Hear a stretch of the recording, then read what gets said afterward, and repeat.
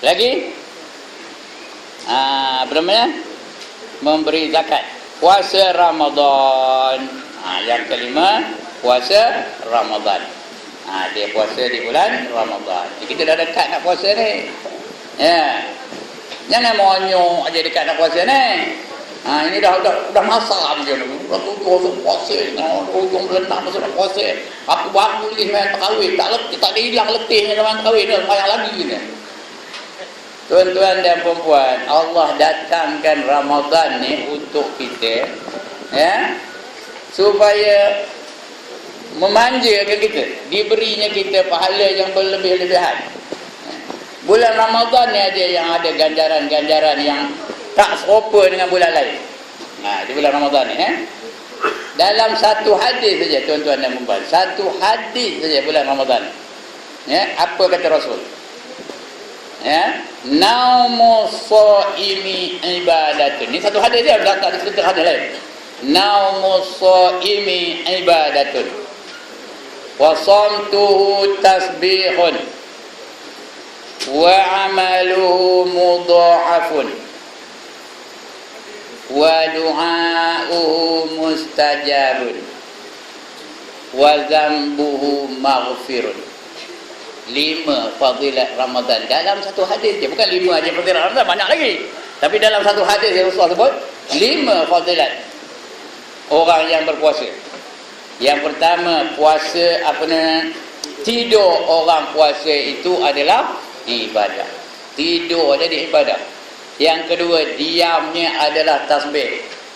Yang ketiga, amalannya diganda-gandakan lagi pahalanya. Yang keempat, doanya dikabulkan. Dan yang kelima, dosanya diampunkan. Yang mana tak anda? Cek apa? Yang pertama tadi apa? Tidur pun dikira ibadah. Padahal dia menengkor tu, berbuih-buih hanya dia basi je. Kira ibadah. Macam orang baca Quran, macam orang zikir, macam orang sedekah, macam orang apa sajalah. Macam orang berjuang di jalan Allah, dikira sebagai ibadah. Dalam dunia ni ada ke orang tidur dapat gaji lebih? Ada ke? Kalau dia jagalah, jumpa dia tuan yang tidur, dah terapa mana baik besok saya naik jumlah gaji. Betul ke? Buang kerja boleh, tapi Allah bagi ganjaran bagi orang yang tidur kalau dia berpuasa. Itu yang pertama. Yang kedua, diamnya adalah tasbih. Dia diam aja. Tak ada cakap, duduk aja. Tak ada cakap-cakap, tak ada zikir-zikir apa. Macam orang bertasbih. Tasbih dah apa? Tasbih. Dah kan? Apa dah? Subhanallah.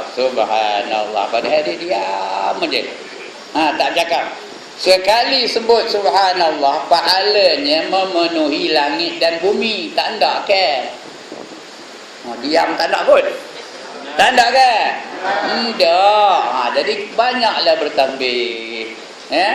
Lain kali kalau nak ngumpat tu, rasa-rasa nak ngumpat, tukar kan. Bila rasa nak ngumpat seminar tu, subhanallah. Dapat pahala memenuhi langit dan bumi. Kalau nak ngumpat Ustaz Ibrahim kan, Ustaz Ibrahim tu kadang-kadang tu Ustaz Ibrahim tu tukar. Alhamdulillah. Ini bukan lawak ni tau. Ini perintah dari Nabi. Man kana yu'minu billahi wal yawmil akhir falyaqul khairan aw liyasmut. Barang siapa beriman dengan Allah dan hari kemudian, hendaklah dia bercakap yang baik-baik saja atau diam, jangan cakap. Itu. Dia duduk, diam je macam orang bertasbih. Tengok dinding, kali tengok dinding. Jangan ada gambar dinding tu, tak boleh lah. Tengok dinding kosong, jangan ada gambar Paris Hilton tu, itu dapat dosa. Yang ketiga, amalannya. Kalau mau dia semayang ke, kalau mau dia baca Quran ke, kalau mau dia bersedekah ke, diganda-gandakan pahalanya. Dalam hadis kursi Allah berfirman, kullu hasanatin bi'ishrin amsalihah ila sab'ami'ati dhi'fin illa siyam wa innahu li wa ana ajzi bih, kata Rasulullah. Kata Allah. Firman Allah ni, tiap-tiap kebaikan yang dilakukan oleh hamba-Ku akan Ku balas dari 10 hingga 700 kali ganda. Kecuali puasa. Puasa itu aku punya, kata Allah ya. Fa innahu li, puasa itu aku yang punya. Wa ana ajzi bih. Apa katanya? Dan akulah yang menentukan berapa banyak ganjaran aku nak bagi kepada orang yang berpuasa. Kita tak terkira banyaknya. Allah saja yang tahu berapa banyak ganjaran yang Allah nak bagi bagi orang puasa. Itu dia yang ketiga. Yang keempat, wa du'auhu mustajabun.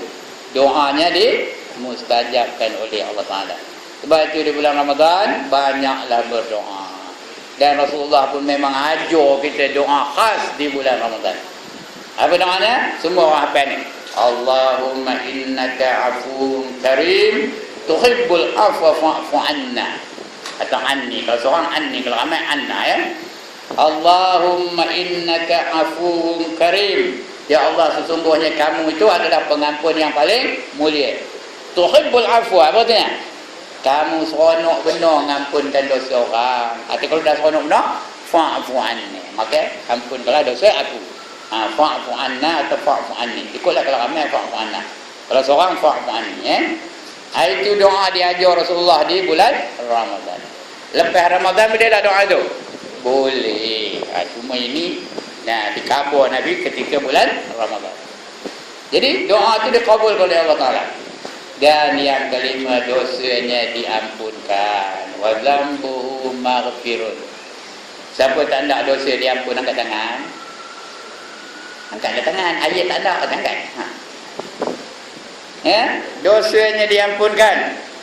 Atau ada orang tak dosa, yang ni angkat tangan. Saya nak angkat gambar ni ada kamera ni. Orang ni tak dosa, ada. Jadi itu 5 fadilat. 5 fadilat dalam satu hadis tu. Belum cerita hadis-hadis lain ya.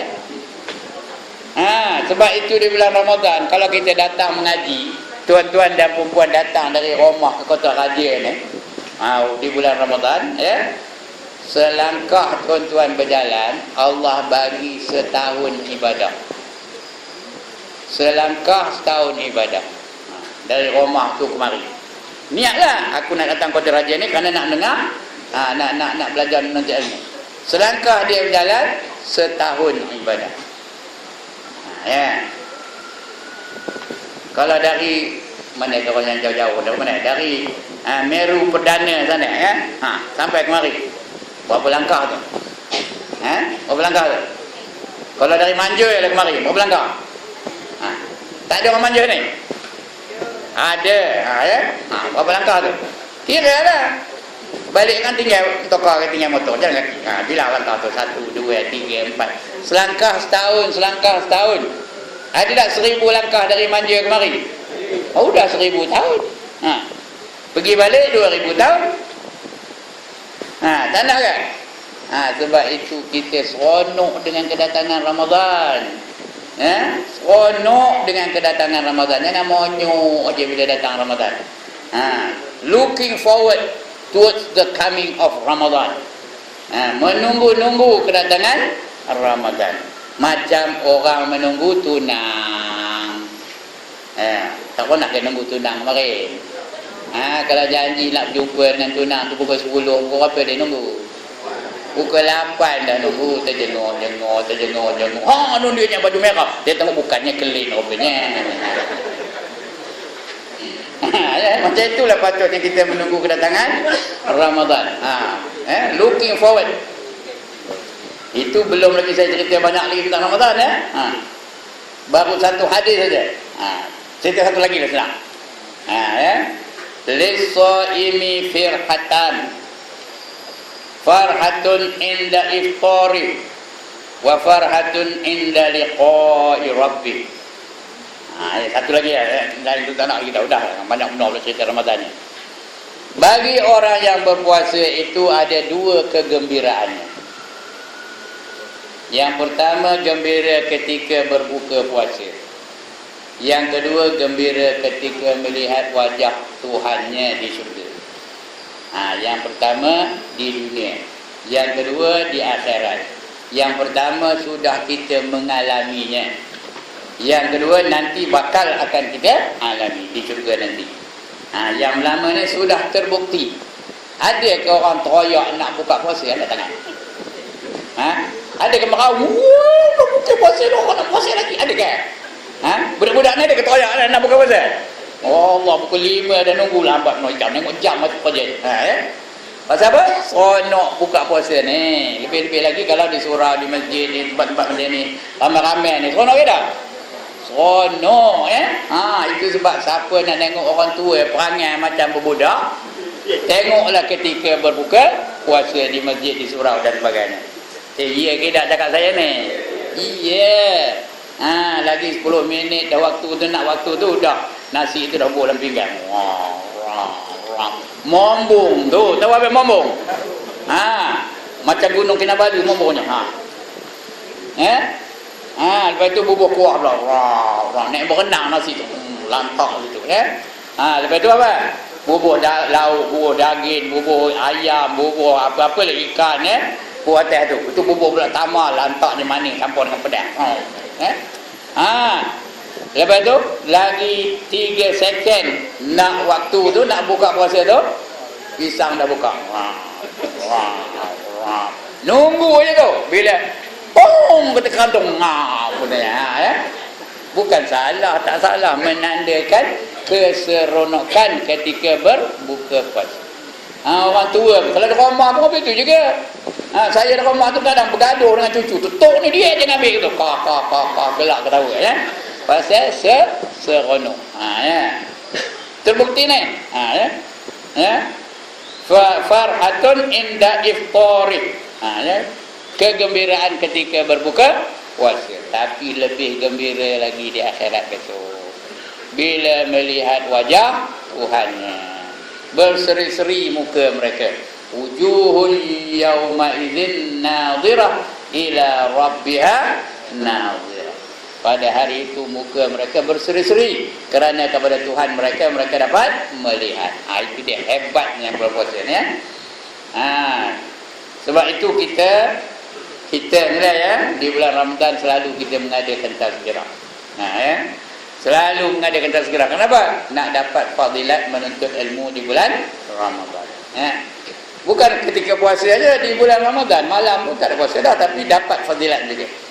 Sebab itu tuan-tuan dan puan-puan, sahabat-sahabat dulu bila kedatangan Ramadan, seronok benar, enjoy betul-betul kerana dia fadilatnya hanya di bulan Ramadan saja. Bila dah habis bulan Ramadan nak raya, apa buat dapat? Mereka menangis. Tanda ke pemergian Ramadan itu. Kita terbalik. Bila Ramadan monyong aja. Bila kat raya, gembira benar, dapat baju baru, dapat gelang baru, dapat tudung baru. Itu seronok Ramadan. Jadi itu puasa Ramadan. Udah itu banyak benar cerita puasa ni, panjang benar Yang keenam, menunaikan akan haji dan umrah. Jadi jangan tunggu lama-lama nak pergi haji, nak pergi umrah. Bila ada kesempatan pergi. Tambah sekarang ni ada sekatan, berbagai-bagai jenis sekatan. Sekarang ni nak daftar pun tak boleh. Orang baru balik pergi haji, nak tunggu 5 tahun baru boleh daftar. Lain masa saya pergi tu, kejap-kejap itu daftar, kejap-kejap itu boleh pergi. Tapi tahun berapa? Tahun 80. Ada yang dah tak ada lagi masa itu. Masa itu cukup senang. Tambang pun murah. Tambahnya 4,500 aja. Lepas tu balik 1,000 dekat duit simpan lagi. Dia bagi balik duit tu. Sampai di Mina, dibagi pula duit tu 1,000 lebih. Pasal apa? Untuk belanja di sana. Masa dulu bukan ada muasasah, tak ada. Catering pun tak ada. Kena bayar sendiri makan. Kena cari makanan sendiri. Itu yang banyak duit lebih tu. Jadi bila ada kesempatan pergilah haji tu. Kerana dia tu rukun orang yang tak pergi haji. Barang siapa dia ada kemampuan dan ada kesempatan untuk menunaikan haji, sengaja tak mau pergi, mati dia sebelumnya, maka dia mati sebahagian daripada Yahudi dan Nasrani. Jadi pergi, jangan tunggu tengah model ni lah tuan-tuan nak pergi. Jangan udah terdeek baru nak pergi. Tahu terdeek?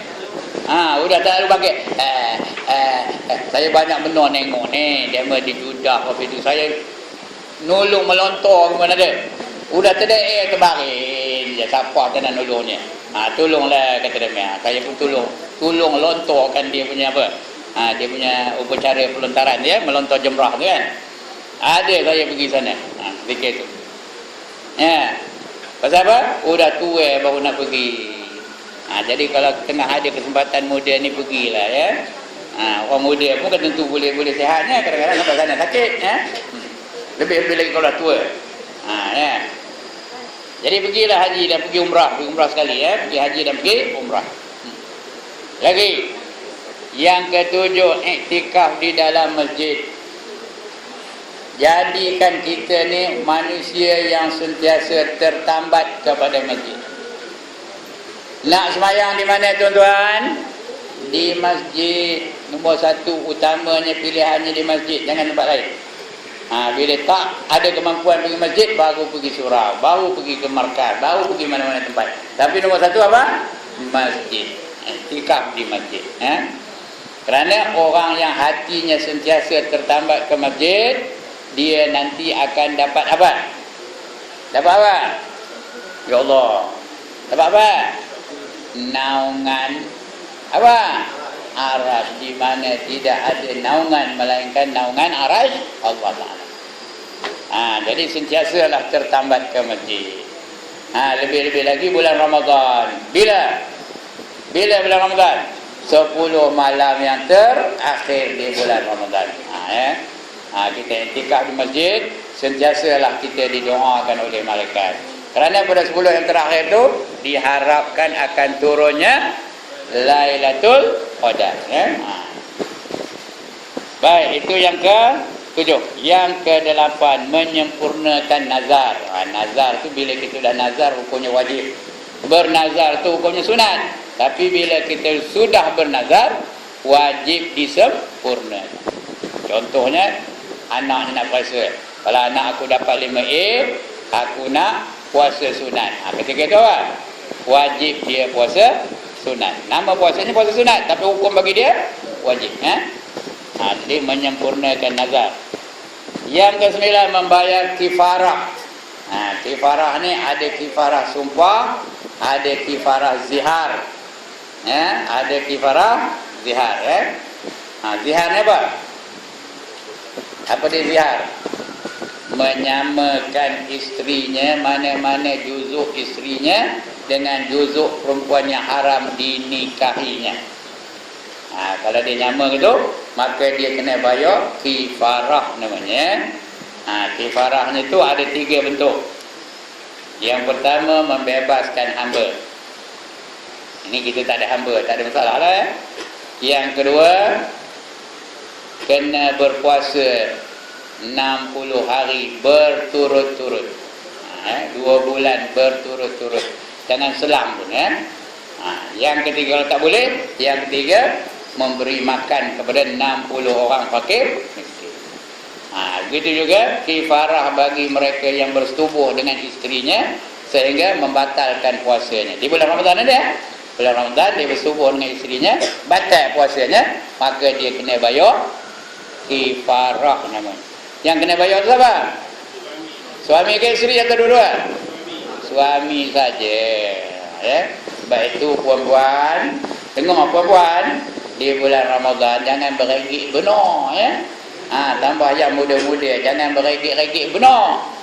Dengan beria benar pakai gincunya, pakai bedak mam 21-nya, wangi pun benar jangan.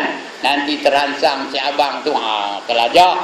Naik je kawan 2 bulan betul-betul kena puasa tau. Dia tak kena, yang kena siapa? Suami yang kena. Dia pasal apa tak kena? Pasal apa tak kena? Kalau kena pun dia tak boleh laksanakan. Nak nunggu dia habis rotek baru boleh. Tahu kan rotek? Udah expire baru boleh. Jadi tak ada wajib mereka ya. Suami itu yang wajib. Ya. Jadi tengok suami tu. Kalau muda ke apa kan, jangan ya. Kalau tua pun jangan harap juga. Tentu orang tua ni boleh harap juga ya. Ya. Itu dia. Kifarah bayar ya. Kalau tidak selagi itulah kita berdosa. Yang ke-10 menutup aurat. Ini tak payah cerita lah ya, menutup aurat. Balik daripada Mi'raj, Rasulullah khabar pada anaknya, wahai anakku Fatimah, kata Nabi ya, adapun aku melihat di dalam neraka ramai yang perempuan-perempuan masuk dalam neraka, kata Nabi. Ya, perempuan jangan menolak mata anak saya, ini bukan kata saya, ini kata Nabi. Ya, ada satu golongan di dalam neraka, mereka dipakaikan kasut neraka, digantung dengan rambutnya, dipakai kasut neraka sehingga mendidih otaknya di kepala. Kasut pakai di mana? Kasut pakai di mana? Di kaki. Yang mendidih di mana? Di kepala, otak tu mendidih. Mendidih. Menggelegak otak. Kerana mengeluarkan sehelai sahaja rambutnya untuk ditonton oleh lelaki ajnabi. Ini Nabi yang khabar ni ya. Tiba-tiba ada pula orang yang mengatakan, kalaulah kerana tak bertudung itu masuk neraka, maka saya redha. Ada orang khabar itu? Orang ni tak ada macam internet kan?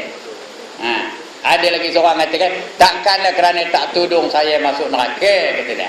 Pasal yang khabar ni siapa? Nabi.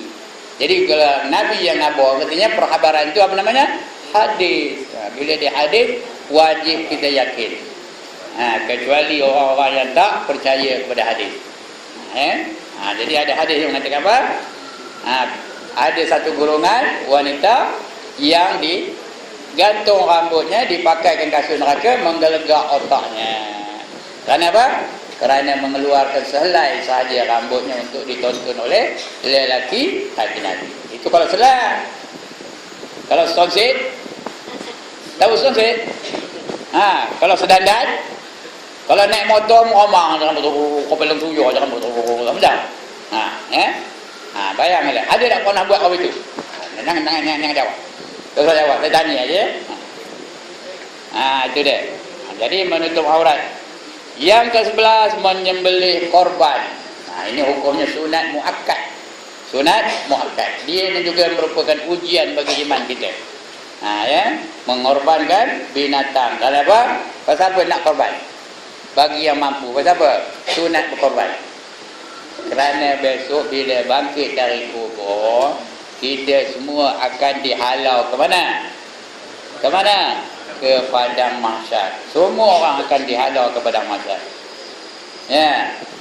Siapa yang menyembelih korban, maka korbannya itulah yang menjadi kenderaan dia dari kubur ke padang mahsyar. Dia menyembelih apa? Unta. Unta lah kenderaannya. Dia menyembelih kobak lah kenderaannya. Dia menyembelih lembu lah kenderaannya. Dia menyembelih kibas lah kenderaannya. Dia menyembelih kambing lah kenderaannya. Apa saja binatang yang menjadi korbannya, itulah dia apa namanya? Kenderaan dia yang dinaikinya dari kubur ke padang mahsyar. Sebab itu di mana-mana pun rasanya di Kota Raja ni tidak tahu ada majlis korban. Surau-surau di masjid-masjid pun ada majlis korban. Jangan lepaskan peluang untuk berkorban. Artinya kalau tahun ini dia korban unta, tahun depan korban lembu, tahun lagi satu korban kobak, tahun lagi satu korban kambing. Esok mana? Naik apa? Naik apa? Sebelah naik unta, sebelah kaki naik kobak, sebelah lagi naik kambing, gitu kan? Tak ada, pilih lah. Pilih, dia bagi dia offer. Ini ada kenderaan kamu, unta ada, kobak ada, lembu ada, kambing ada. Pilih yang terbaik ya. Takkan nak pilih kambing kok, unta ada. Naik apa? Naik unta lah. Macam kita di offer tokok namanya. Ini ada Lamborghini, ini ada Mercedes, ini ada BMW. Ini ada apa? Ada Vios, ini ada Camry. Takkan nak pilih Ford Prefect kot. Ada orang pilih Ford Prefect, itu bingung benar lah. Jadi banyaklah berkorban tuan-tuan dan puan jangan ingat korban tu. Ingatkan khabar tu macam khabar di dunia ni. Tak sampai siur naiknya pun. Belumpur je. Ini khabar mana apa? Canggih tau, lebih hebat daripada kuda Lone Ranger. Kenal? Tak kenal kuda Lone Ranger? Siapa namanya? silver namanya. Hayo silver kata dia orang je.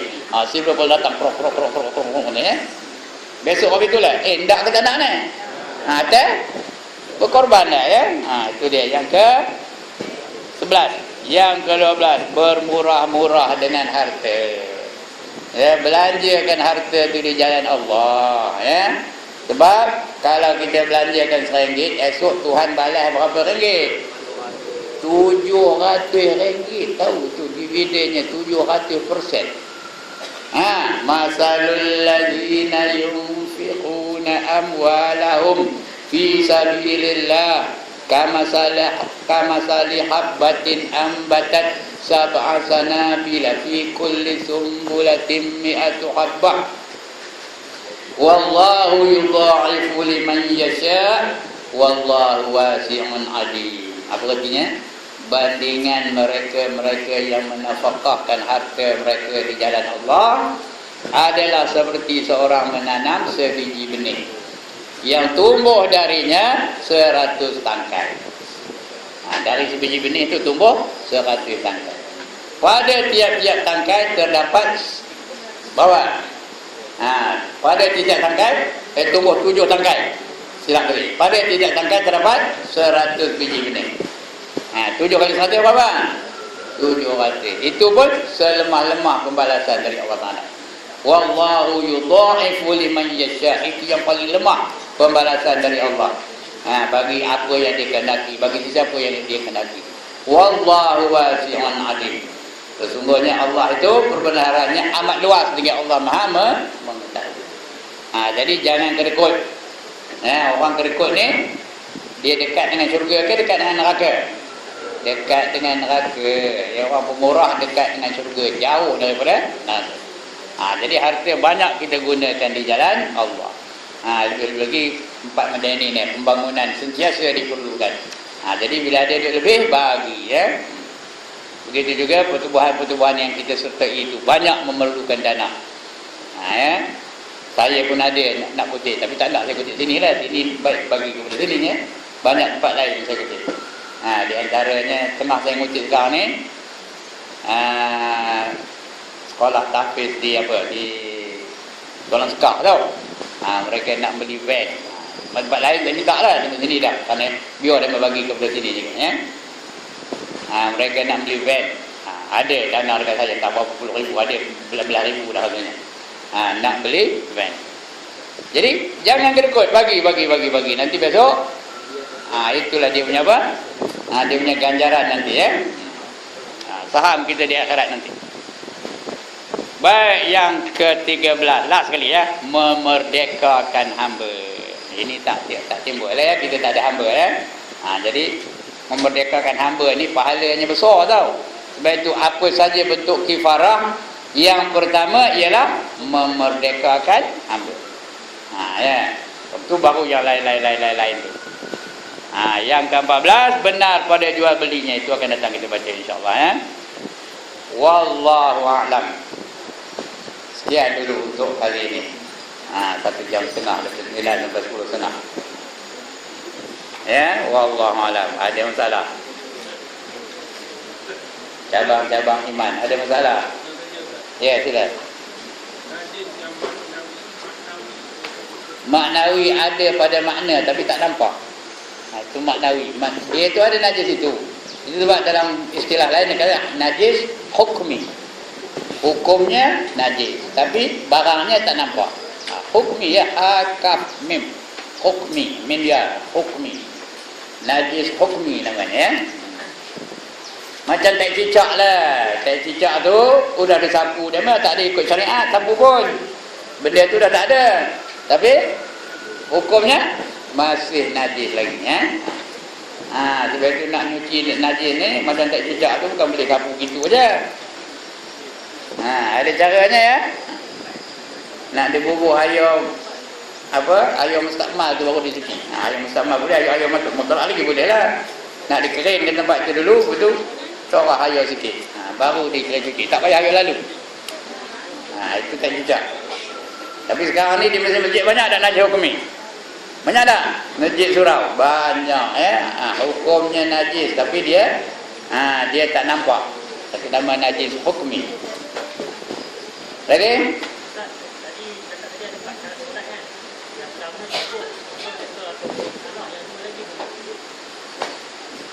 Tiga tempat Yang pertama cukup, yang kedua betul, yang ketiga ikhlas. Semata-mata kerana Allah. Itu tentang semayang dia. Bukan peringkat semayang. Semayang ada 5. Tentang semayang tadi. Nakkan diterima semayang mesti ada 3 syarat. Yang pertama cukup. Lagi. Yang kedua betul. Yang ketiga ikhlas. Lagi. Orang sana? Orang sana memang handai fikir. Memang otak orang perempuan ni bergelir belakang berbanding dengan otak lelaki. Baik, alhamdulillah. Sekian dulu untuk hari ini InsyaAllah kita jumpa lagi pada minggu hadapan. Kalau panjang umur. Kalau padam?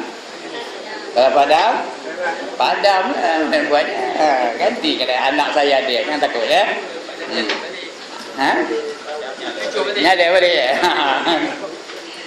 tapi ada gantinya nak ikut anak saya ada. Siapa nama anak saya? Ustaz Zulkarnain bin Ibrahim. InsyaAllah